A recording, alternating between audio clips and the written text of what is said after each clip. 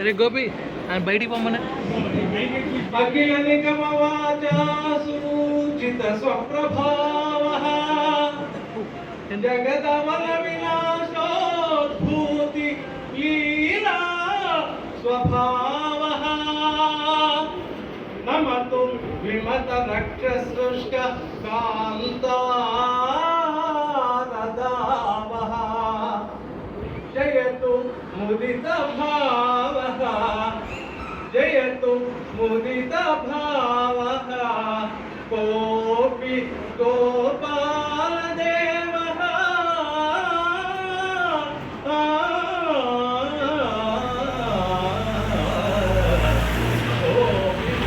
గోపాల దేవః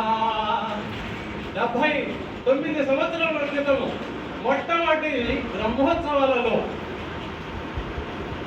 విష్ణుదాస స్వామి వారు ఆశువుగా ఆ బ్రహ్మోత్సవ వేదిక మీద చెప్పినటువంటి శ్లోకం ఇది. ఆ గోపాలదేవుణ్ణి ప్రపత్తి చేస్తూ వాడి యొక్క వైభవాన్ని కొనియాడుతూ చెప్పినటువంటి మహత్తరమైనటువంటి శ్లోకం అది నేను ఇప్పుడు చదివాను. అయితే వారి యొక్క విగ్రహ ప్రతిష్ట ఈరోజు ఎంతో వైభవంగా జరిగింది. దానికి మరి కుటుంబ సభ్యులు తర్వాత మిగతా భాగవతులు ఎంతోమంది నిరీక్షిస్తూ ఉన్నారు ఆ ప్రతిష్ట కోసము. అది ఈ రోజున నెరవేరింది. అది చాలా సంతోషమైనటువంటి విషయము. అలాగే మరి మహర్షి శ్రీ వెంకటదాస స్వామి వారే మూల పురుషులు. ఈ గ్రామానికి కానీ ఈ చుట్టుపక్కల ఉన్నటువంటి ఆ కృష్ణా జిల్లా దివిసేమ ప్రాంతం కానీ ఇక్కడ ఈ ప్రాంతం కానీ మరి వారి యొక్క బోధముల చేత వారు చేసినటువంటి మార్గాల చేత వారు చేసినటువంటి కార్యక్రమాల చేత ఈరోజు కూడా నిరంతరంగా అంటే 100 సంవత్సరాల నుంచి ఈ కార్యక్రమాలు జరపడం అంటే మామూలు అయినటువంటి విషయం కాదు. వారి యొక్క తపశక్తి అదే ఇలా నడిపిస్తూ ఉంది. మనమంతా నిమిత్త మాత్రమే. మరి వారు చేసినటువంటి ఎన్నో గ్రంథాలు హరికథలు అన్నయ్య గారు చెప్పారు ఇందాక ఎన్నో చేశారు. అవన్నీ కూడా ఒక ఎత్తు. ఈ భాగవత సురభుజము అనేది సామాన్యులకు కూడా మరి అందుబాటులో అంటే భజనలు చేసుకుని కీర్తనలు చేసుకుంటే మన జీవితం కూడా గడతేరిపోవడానికి అది ఒక సులభమైనటువంటి మార్గం. అలాంటి గ్రంథాన్ని ఇప్పటికి 3 సార్లు ముద్రణ చేయటం, ఇది 4వ ముద్రణ. అంటే 4వ ముద్రణ అంటే మరి దాని యొక్క అవసరం ఎంత ఉన్నదో మరి తెలుస్తూ ఉన్నది. అలాంటి ఆ పుస్తకాన్ని మళ్ళీ పునర్ముద్రణ చేయడానికి పద్యాల సింధుజేంద్ర ప్రసాద్ గారు, రాంబాణమ్మ గారి 2వ అబ్బాయి, వారి యొక్క పిల్లలు అమెరికాలో ఉన్నారు. వారికి సంతానము కలిగితే వెంటనే ఈ పుస్తకాన్ని బ్రహ్మోత్సవాలలో ముద్రణ చేసి ఇస్తారని గోపీచంద్ర స్వామి గారు వారు మొక్కుబడి చేసి మరి వారిద్దరికీ సంతానం కలిగింది. అందువల్ల వెంటనే ఈ పుస్తకాన్ని ఈ బ్రహ్మోత్సవాల్లో ఆవిష్కరించడానికి తగినటువంటి ఏర్పాట్లు చేశారు. ఆ సింధుచంద్ర ప్రసాద్ గారు వారు కూడా రావాల్సి ఉంది. కానీ ఆమెకు సతీమణికి ఆరోగ్యం అనుకూలించకపోవడం వల్ల వారు కూడా రావడానికి వీలు కాకుండా అయిపోయింది. అయినను సర్వేశ్వరుడు సర్వాంతర్యామి, ఎప్పుడు ఎక్కడ ఏది కావాలో అది చూస్తూనే ఉంటాడు. యోగక్షేమం మహామ్యహం, ఆ యోగక్షేమాలన్నీ కూడా చూస్తూనే ఉంటాడు. మరి ఆ చిరంజీవులు ఇంత కార్యక్రమాన్ని చేసినందుకు అమెరికాలో ఉన్నటువంటి ఆ పిల్లలకు, మనుమడు మనవరాలకి, ఆ వేణుగోపాలుడు ఆచార్య పురుషులు వారి యొక్క దివ్యమైనటువంటి కరుణను ఎల్లప్పుడూ చూపుతూ ఉంటారు అని నేను విన్నవించుకుంటూ ఉన్నాను. అలాగే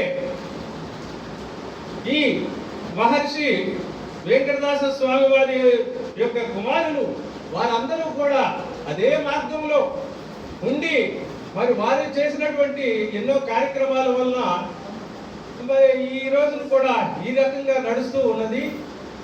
అయితే ఇక కాలాతీతం అవుతూ ఉన్నది. ఈ నాన్నగారి యొక్క విగ్రహ ప్రతిష్ఠ సమయంలో నేను 2 పద్యాలు రాశాను, అవి మాత్రం చదివేసి విరమిస్తాను.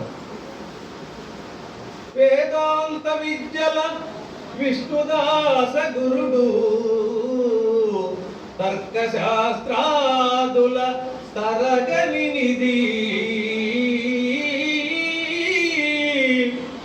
కవితా ఝరులలోన కవి సార్వభౌముడు,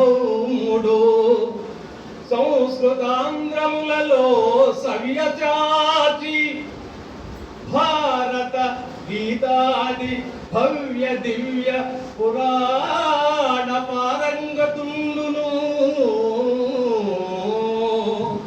ప్రవచకమణి శిష్యుల బ్రోచిన సితజన మందారుడు, మధుర భాషణుడు మహిమాన్వి, అర్కవేద వేదాంత వితరణశీలి, పండిత కవి భక్తారక పరమ పురుషు, పావన చరిత్రు వేణుగోపాల సేవకాంఘ్రి,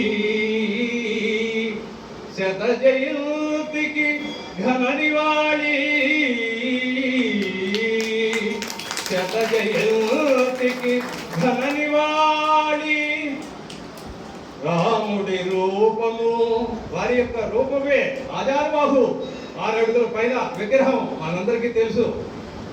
రాముని రూపము, వారు రామాయణము తాతగారు భద్రాచలంలో పారాయణం చేసే సమయంలో వారు ఉద్భవించారు 1926లో. ఆ రామాయణ పారాయణ సారమే వారి రూపంలో వచ్చిందనేది మన భాష్యకార సమాజ సభ్యుల యొక్క అందరి, మా కుటుంబం కూడా అందరి యొక్క అభిప్రాయం కూడా అదే. రాముని రూపము గుణములు, రాముని అవతారమే విరాజిలనగా, నామమే దాశరథి అనగా. ఆ తాతగారు కూడా వారికి పెట్టిన పేరేంటి? దాశరథి, అంటే రాముడే. కామితములు, మన యొక్క కామితాలన్నీ కూడా విష్ణుదాస గురుడు కరుణను తీర్చు,